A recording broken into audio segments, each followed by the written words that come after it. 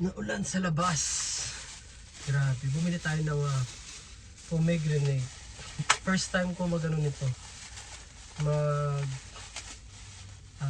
Hain. Pero pwede na bang hindi ko alam kung paano to. Ano yun, matigas siya.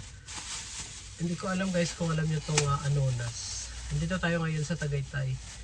And sarap ng panahon, malamig. Pero pag gabi mas malamig siya. Ito yung anonas oh. Para siyang tisa. Para sa tisa. Para siyang atis. Ayan. O atis ba? Tama. Para siyang atis. Hindi ko alam guys kung nakatikim na kayo nito. Pero ganito siya oh. Hinog na to eh. Ano siya eh. 150 yung kilo.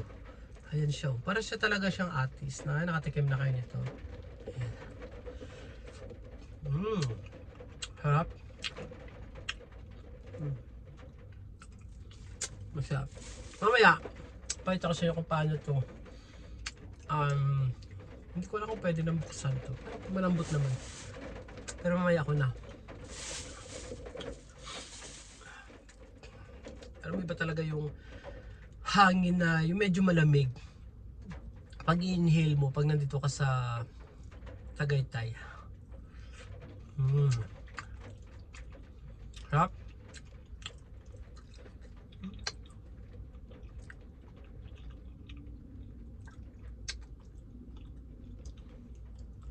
Sarap. Ayan. Anonas. First time ko na tikman ito, yung nasa buso-buso ako. Tapos may mga bata naglalako. Sabi ko, ano yung anonas na yan? Para talaga siyang atis.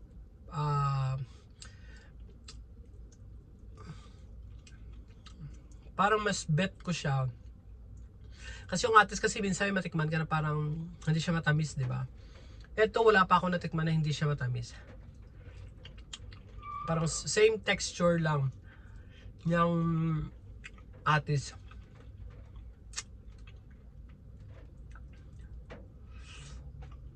Sarap.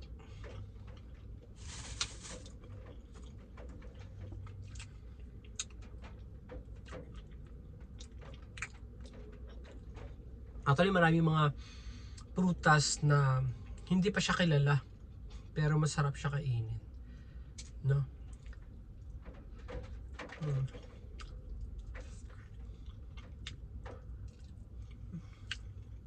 Ba?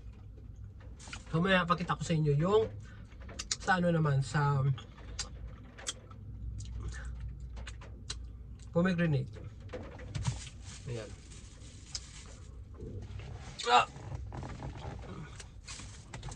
Buti meron pala ako dito ano. Ayan.